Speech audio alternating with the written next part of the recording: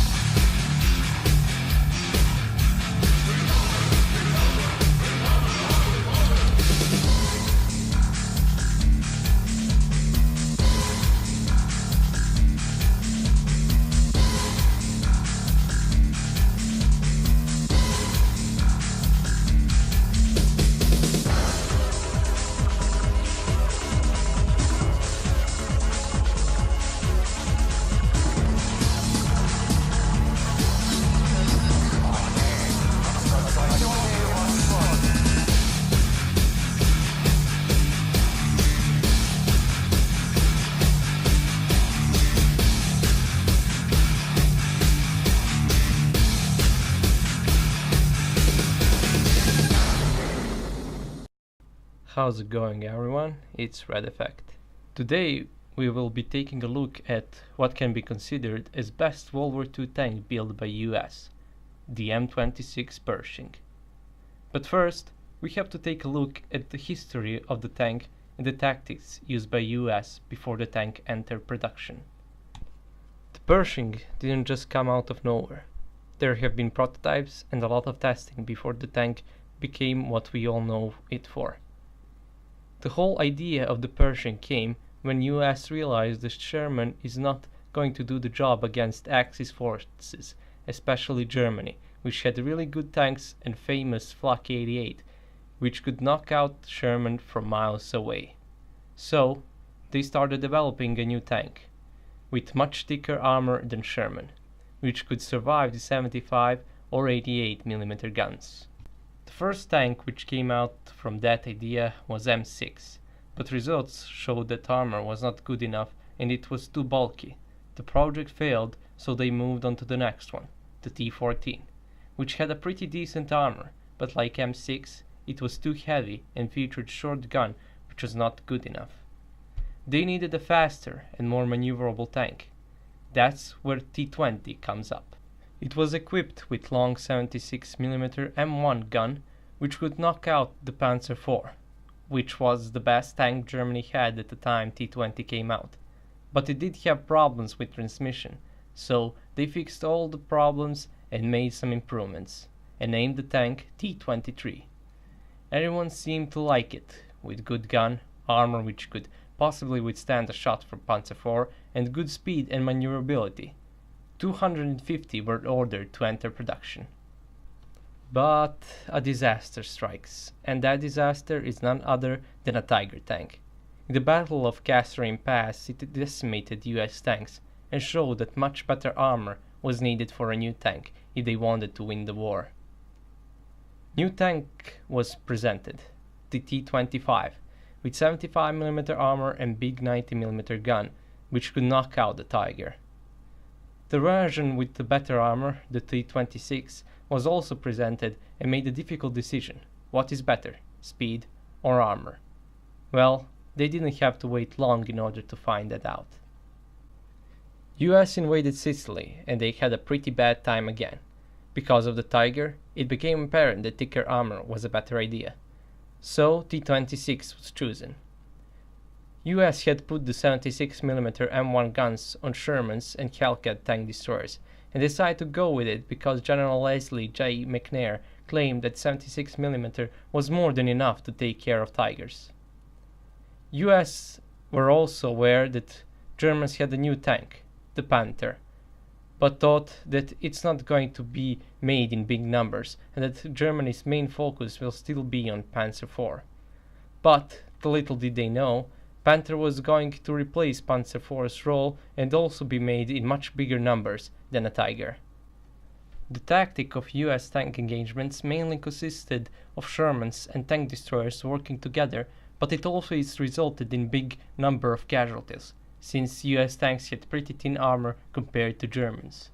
Also, the 76mm, which McNair claimed could take care of the Tiger, proved itself to be ineffective since it could only penetrate Tiger's front hull armor if faced directly at ranges below 500 meters, and could not penetrate Panther's armor at all.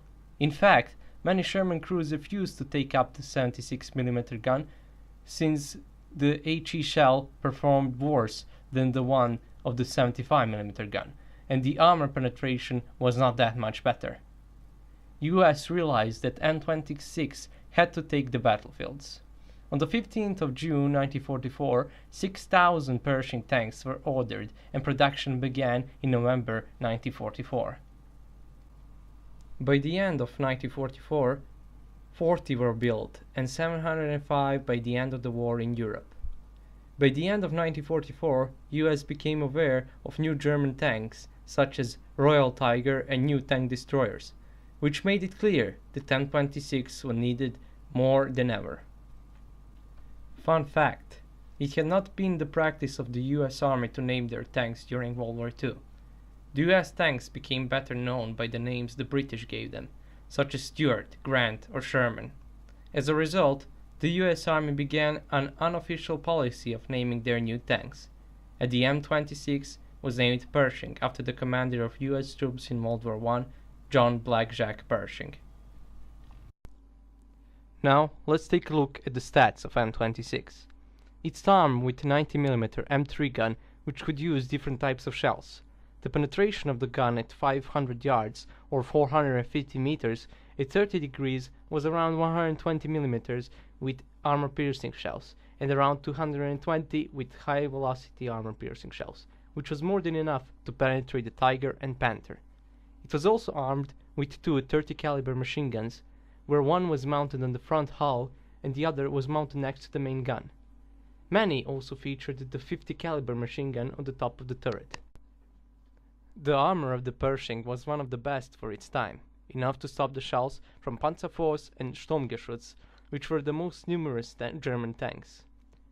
Frontal armor was 101mm thick, cast homologous steel, on both glacis and turret front, but the glacis was angled at 43 degrees and turret had a mantle of spherical shape and was 114mm thick, similar to the one on Panther, which increased the protection and chances for a ricochet. Side armor was 76mm thick on both hull and the turret, but the rear of the hull was 50mm thick, where the one on the turret was 76mm thick. The engine that kept the M26 running was the 8-cylinder Ford CAF with 500 horsepower, which gave the Pershing power-to-weight ratio of 12 horsepower per ton and a maximum speed of 40 km per hour. Crew consisted of 5 members: commander, gunner, loader, driver, and assistant driver. Commander's role was to give orders to his crew and communicate with other tank commanders. He had access to commander's cupola with 6 vision blocks, which gave him 360 degrees view of the battlefield, as well as a rotating periscope. Gunner's position is in front of the commander, and his role was to fire and maintain the gun. He had the ability to rotate the turret with electrical traverse or manually. Commander of the tank could also take control of the turret traverse and rotate the main gun towards the target. Loader was stationed left of the main gun, and his role was to load rounds into the main gun and fire the coaxial machine gun. He had access to 70 rounds of ammunition of various types, as well as his own vision port on the top of the turret. Driver's role was to, of course, drive the tank. He was stationed on the left side of the front of the hull and had access to the vision ports on the top of the front hull. Assistant driver was placed on the right of the front hull next to the driver. He had access to his own driving mechanism, which is the same like the one of the driver. Both shared one instrument table. His role was to also fire the 30 caliber machine gun placed on the glacis of the tank. M26 was deployed by US in late stages of World War II, as well as Korean War, where it proved itself a worthy opponent for the enemy. But that is a topic for another video. That's it, thanks for watching. If you think I made a mistake somewhere, feel free to correct me in the comment section down below. And I will see you all in the next video. Have a nice day.